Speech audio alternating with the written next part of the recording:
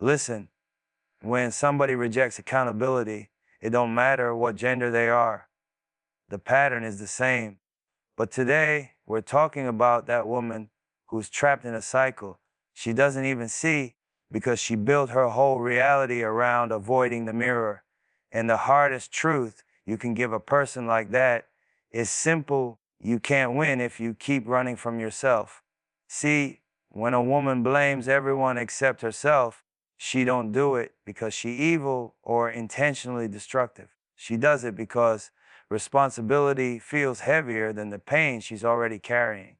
Accountability requires honesty, and honesty requires facing the parts of your story you've been trying to outrun. And most people don't fear change. They fear the truth that forces change. So instead of looking inward, she looks outward. Instead of asking, what can I fix? She asks, who can I blame? Every failed relationship becomes evidence that men are trash. Every fight with her friends becomes proof that they're jealous. Every mistake at work becomes a conspiracy where everyone is against her. She becomes the hero and the victim in every story, but never the participant. And that's dangerous because if you're never responsible, you can never improve. Growth dies where excuses live. But understand this: blame feels good. Blame is easy. Blame is comfortable. Accountability is uncomfortable, heavy, and sometimes painful. So she chooses the path that protects her emotions instead of the one that protects her future. And that's where the destruction begins, quietly, slowly, one excuse at a time. When she rejects accountability, her patterns look like bad luck instead of bad choices. She'll repeat the same relationship with a different face. She'll fall for the same disrespect wrapped in a new voice. She'll trust the same kind of people who already hurt her, and she'll call it fate just to avoid the truth that she chooses them. And if you try to tell her, if you try to shine a light on the cycle, she'll push you away because truth feels like an attack when you're used to being protected from it. See, accountability isn't just about admitting you were wrong. It's about empowering yourself to stop being wrong again. It's about saying, maybe I ignored the signs. Maybe I allowed something I shouldn't. Maybe I reacted instead of thinking. Maybe I stayed where I should have left. It's not weakness, it's evolution. But she can't evolve if she treats every correction like criticism and every lesson like disrespect. And once you reject accountability long enough, you build a world where everyone else becomes the villain. She'll say, hey, use me, without admitting she ignored the red flags. She'll say, my friends switched up, without admitting she never listened, never compromised, never showed up when they needed her. She'll say, people don't appreciate me, without admitting she only values people when they agree with her. When accountability is the enemy, truth becomes the threat. So she surrounds herself with people who tell her what she wants to hear. And that's how you destroy your potential without even noticing. But here's the real tragedy. Avoiding accountability doesn't stop consequences. Avoiding accountability doesn't heal wounds. Avoiding accountability doesn't free you. It traps you, it repeats you. It keeps you living the same year over and over, just with different excuses. And deep down, she knows something ain't right. She knows the world isn't conspiring against her. She knows not every person she meets is the problem. She knows her life should be further, smoother, better. But it's hard to admit you're the common denominator when you've built your whole identity around being the exception. The breakthrough happens the day she finally says, maybe it's me. Maybe I can do better. Maybe I can change this story instead of repeating it. Because accountability is not about blame. It's about power. It's the moment you switch from surviving your life to shaping it. It's the moment you go from running to rising. And when a woman finally embraces accountability, she becomes unstoppable. She becomes intentional, sharp, aware. She stops tolerating foolishness because she stops participating in it. She stops chasing validation because she validates herself. She stops blaming the world and starts building her own. Accountability becomes her armor, not her enemy. That's when everything changes. That's when she stops destroying herself and starts discovering herself. Listen, there's a certain kind of woman who keeps choosing chaos even when peace is standing right in front of her, like a doorway she refuses to walk through. And it ain't because she loves pain or drama or mess. It's because somewhere in her story, chaos became familiar. It became home. Peace feels foreign, suspicious, too calm to trust. So instead of stepping into something healthy, she gravitates back to the noise, the dysfunction, the adrenaline that comes from surviving instead of living. See, when you grow up in confusion, silence feels dangerous. When your past is full of instability, stability feels like a trick. When all you've known is emotional turbulence, anything peaceful feels like somebody trying to control you. So she rejects it. She questions it. She pushes it away. Not because it's wrong, but because she doesn't know what life feels like without chaos running the show.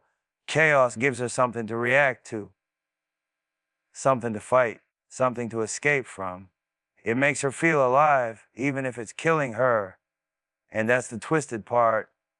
Chaos becomes a comfort zone, even while it's destroying her peace, her relationships, her opportunities, her future. So she'll pick the loud argument over the honest conversation. She'll pick the unstable man over the consistent one. She'll pick the friend drama over the quiet loyalty. She'll pick the emotional roller coaster over the steady hand. Not because she doesn't want peace, but because she doesn't recognize it. A peaceful man, she says, he's boring. A supportive friend, she says they're too soft. A stable life, she says it feels empty. But the truth is, it's not empty. It's just unfamiliar. Peace feels like a room she never lived in. Chaos, though chaos fits perfectly. She knows how to navigate arguments, manipulation, instability, heartbreak. She knows how to love in survival mode. She knows how to defend, fight, cry, rebuild, repeat. She knows the cycle like a song she's memorized. But peace asks her to rest, to trust, to walk away from drama she used to thrive on. Peace asks her to stop performing, to stop reacting, to stop defending herself from enemies she created in her head. Peace requires vulnerability. Chaos requires nothing. That's why she chooses it. And you'll see it in her patterns. She'll sabotage the good man because she's waiting for him to reveal the flaw she already wrote in her mind. She'll start fights out of nowhere because she doesn't know how to sit in stillness. She'll question loyalty even when it's proven. She'll push away calm people because they don't match the temperature she's built her life around. She's not addicted to drama. She's addicted to the intensity of feeling something. And when you've been emotionally numb for years, drama feels like connection. Pain feels like passion. Arguments feel like attention. Toxic love feels like loyalty. But peace feels like abandonment because it doesn't chase her. It doesn't scream. It doesn't demand her tears to feel real. But listen, that's not living. That's trauma wearing perfume.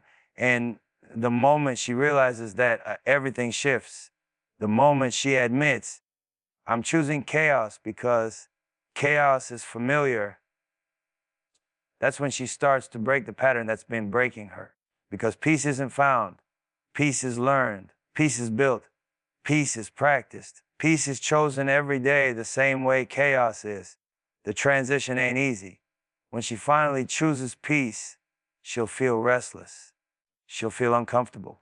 She'll feel like something is missing. That's normal. That's healing. That's her nervous system adjusting to a life that isn't drowning her. She'll notice she sleeps better. She moves wiser. She thinks clearer. She chooses differently. She loves differently. She understands her value in a way chaos never allowed. And eventually, peace becomes the new familiar. Chaos becomes the red flag she runs from not the comfort she runs to. Because once she tastes what life feels like without emotional fires burning everywhere, she won't go back. She won't entertain people who live in destruction. She won't build with anyone who thrives in confusion. She won't stay in environments that kill her spirit slowly. She'll realize peace isn't boring, it's freedom. Peace isn't weakness, it's emotional wealth. Peace isn't empty, it's full of everything she's been missing. And when that shift happens, you'll see a woman who used to crumble in chaos become a woman who refuses to let chaos back into her life. That's real evolution. That's real strength. That's the moment she stops surviving storms and starts creating seasons of calm. Because choosing peace isn't about escaping drama, it's about finally choosing herself. See, some women live in a world where temporary validation is more important than lasting progress. And I'm not talking about weakness. I'm talking about a mindset that's been conditioned to survive in the short term so the long term never even gets a chance. Every compliment, every like, every fleeting approval from someone else becomes a currency, something to fill a hole that real growth could only fill permanently. But chasing that currency, it's like trying to drink salt water when you're already thirsty. It gives a momentary rush, but doesn't sustain, doesn't nourish, it doesn't build. Temporary validation is addictive. It's like a spark in the darkness. You feel alive for a second. Somebody noticed your hair, your outfit, your laugh, your joke, your Instagram post, and suddenly it feels like you exist in the world in a way that matters. But here's the truth. Validation that comes from outside you has an expiration date. It's never permanent. It's never a foundation. And yet, so many women live for it, chase it, even when they know in their bones that real power comes from developing themselves, building their skills, mastering their mind, and stacking consistent wins over time.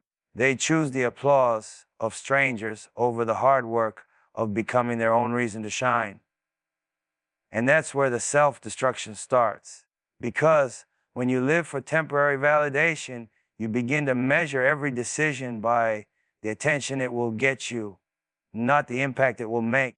You make choices that look exciting today but hurt tomorrow. You chase approval from the wrong people and ignore the mentors, the teachers, the real friends who will challenge you to grow. You smile for likes, laugh for reactions, and dress your life up in flash instead of substance. The result: you're busy looking successful while avoiding the work that actually makes you successful. You're busy feeling seen while remaining unseen in your own life. You're busy being celebrated for the small moment while the big moment slips past because you were too distracted by shallow applause to invest in yourself. And make no mistake, the world is happy to give you temporary validation. The world loves it. It gives compliments, it hands praise, it throws attention at the people who entertain it in the moment. But the world will never hand you growth. Real growth is heavy. Real growth is lonely sometimes. Real growth is inconvenient. Real growth doesn't post stories about itself. Real growth asks you to be uncomfortable, disciplined, and patient. And temporary validation. Temporary validation is the escape hatch from all that. It's the shortcut that feels good now, but steals your future while you're busy celebrating the present. You see it in behavior. She'll chase a flirtation instead of a foundation. She'll chase a compliment instead of a skill. She'll chase a trend instead of mastery. She'll chase someone else's excitement instead of creating her own. And every time she does it, she's reinforcing the idea that approval outside her is more valuable than growth inside her. She's making the short-term rush the priority over the long-term reward. She's becoming addicted to attention, addicted to recognition, addicted to validation that never lasts, and all the while, her true potential waits in the corner, patient, quiet, asking her to do the work that she keeps avoiding. And here's the thing, when you finally stop living for temporary validation everything shifts. When you stop needing applause, likes, reactions, and attention, your energy turns inward. You begin to invest in the long game. You begin to study, to build, to create, to master your craft, your mind, your life. You start stacking wins silently, consistently. You stop performing for the crowd and start performing for yourself. And that's when real power shows up. That's when confidence shows up. That's when growth that lasts, that transforms, that elevates, starts to show results in every area of life. Temporary validation is like a sugar rush, sweet, quick, addictive, but ultimately hollow. Long-term growth is like building a skyscraper. Hard work, patience, precision, vision, sweat, strategy, discipline. And no one's handing you the blueprint. You gotta study, you gotta learn, you gotta invest. Temporary validation may feel good, but it doesn't change your life. Growth does. So the moment she understands this, she begins to see her choices differently. She starts measuring her actions not by the reactions they get, but by the progress they create. She stops living for the quick fix, the shallow compliment, the fleeting recognition. She begins to live for the real results, the mastery, the elevation, the wealth, the independence, the respect that lasts. That's when a woman stops being distracted by the noise of others and starts building the signal of herself. That's when she stops using temporary validation to escape long-term growth and starts using discipline, focus, and self-investment to create a life that's untouchable. Because applause fades, likes disappear, opinions shift, but the work you put into yourself, that's permanent, that's lasting, that's unstoppable. And that's the level she has to reach if she's serious about winning in life. See, there's a certain energy in repeating the same painful patterns and calling it destiny. And it ain't about being unlucky. It's about being unconscious. It's about living in autopilot, believing that the pain you've been through is just how life is supposed to be. But here's the truth. The moment you stop examining your choices, you give them permission to keep controlling your life. You tell the universe, I'll accept the same outcome over and over. And that's when pain becomes normalized, when heartbreak becomes habitual, when disappointment feels inevitable. And calling it destiny, that's the excuse that hides the responsibility you don't want to take. See, patterns are powerful.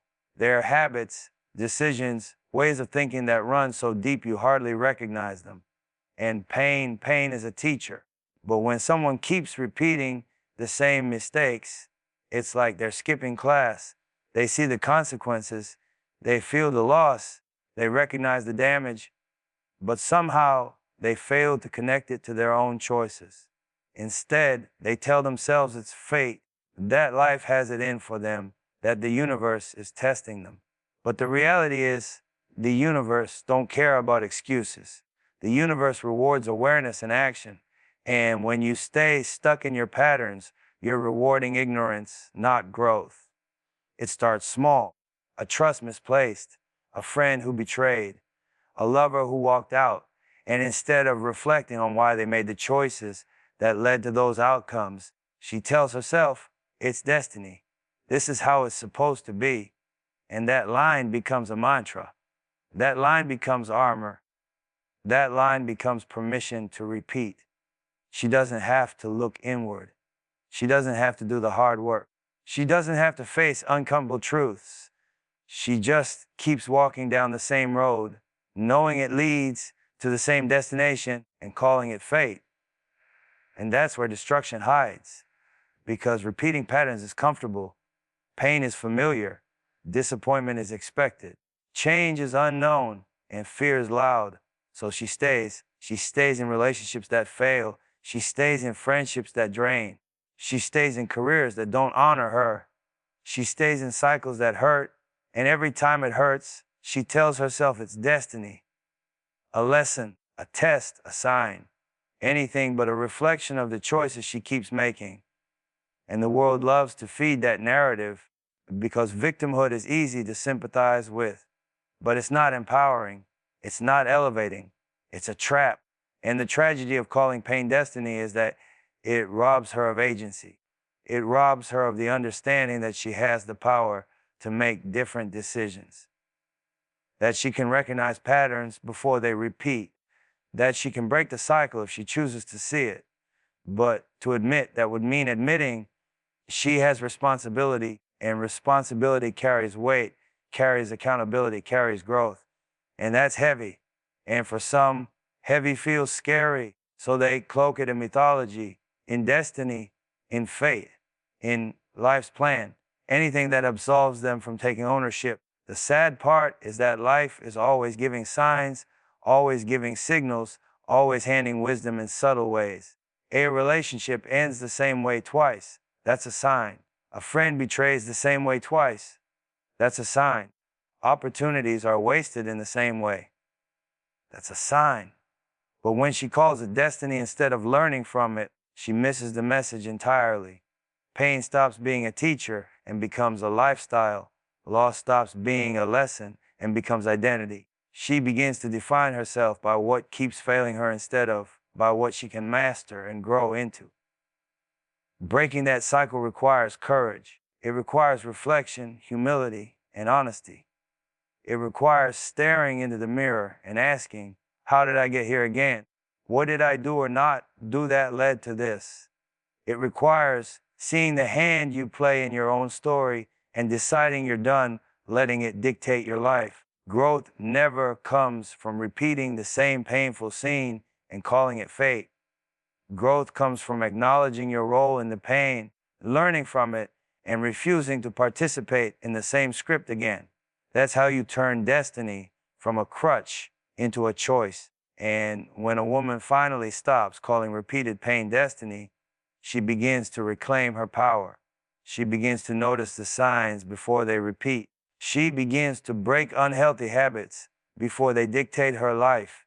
She begins to walk away from relationships that drain her, stop tolerating cycles that harm her, and stop allowing her history to define her future. She becomes intentional, conscious, aware. She stops being acted upon by life and starts acting on her life. And that's where transformation lies. Because destiny isn't pain you're forced to accept. Destiny is potential you're meant to realize, and the only way to realize it is to stop repeating the same painful patterns and start making choices that build the life you actually want. There's a real tragedy in pushing away the people who actually care about you, and it's quiet. It doesn't make noise, but it leaves scars that last longer than any loud betrayal. See, some women do this without even realizing it, not out of malice, not out of hate, but because love and care can feel heavy when you're used to emptiness. It's easier to push people away than to confront your own fear of being seen, of being vulnerable, of being fully loved without conditions. And yet, every time she does it, she cuts herself off from the very energy that could lift her higher. Think about it. The people who care don't demand perfection. They don't judge every mistake. They don't thrive on drama. They give you space to grow, patience to learn, consistency to rely on. And yet, those are the ones she doubts, mistrusts, or even resents, because love without games feels unfamiliar. Care without conditions feels risky. Loyalty without drama feels quiet, and quiet can be uncomfortable when chaos has been the soundtrack of your life. So she pushes them away, creating distance where connection could have thrived. She mistakes love for control, patience for weakness, consistency for boredom. And it's subtle at first. She might cancel plans. She might avoid deep conversations. She might dismiss advice. She might argue unnecessarily. She might overreact to small corrections. She might convince herself that the people who care are too much or controlling or boring. Every little push, every small dismissal, every mental check out is a brick in the wall she's building between herself and the people who genuinely want to see her win. And the wall feels safe at first. It feels like protection. But walls don't just keep people out. They also keep growth, love, and opportunity out. It gets worse when she convinces herself she's independent in the process. I don't need anyone, she says, not realizing she's choosing loneliness over support, isolation over collaboration, pride over evolution. She sees care as a threat to her autonomy, when in reality, the right kind of care strengthens autonomy. Support doesn't diminish power, it multiplies it. And every time she pushes someone away who actually wants her to rise, she's stealing her own chance to reach the next level of life. She's rejecting guidance, wisdom, and love in favor of temporary comfort, comfort in solitude, comfort in chaos, comfort in the illusion that she's self-sufficient when she's really just unbalanced. And here's the irony, she pushes them away to avoid pain, but in doing so, she guarantees it. The absence of people who genuinely care doesn't bring freedom, it brings emptiness. It brings repeated cycles of disappointment with people who don't care at all. It brings loneliness in crowds. It brings frustration at the world for not showing up the way she could have been shown up if she hadn't closed the door. She trades real connection for a false sense of control, and in the process, she sabotages herself silently, daily, over and over. Breaking that pattern requires a level of self-awareness that most aren't willing to face. It requires admitting that fear, pride, and past wounds have been dictating choices that hurt more than they protect. It requires recognizing that the people who care about you are not obstacles, they're allies. They're mirrors reflecting your potential. They're the ones willing to hold space for your growth even when it's uncomfortable for you to receive it. And the moment she sees that, everything begins to shift, because when you stop pushing away care, support, and genuine love, you start to create a network of energy that fuels progress. You start leaning into collaboration instead of isolation. You start accepting correction instead of defensiveness.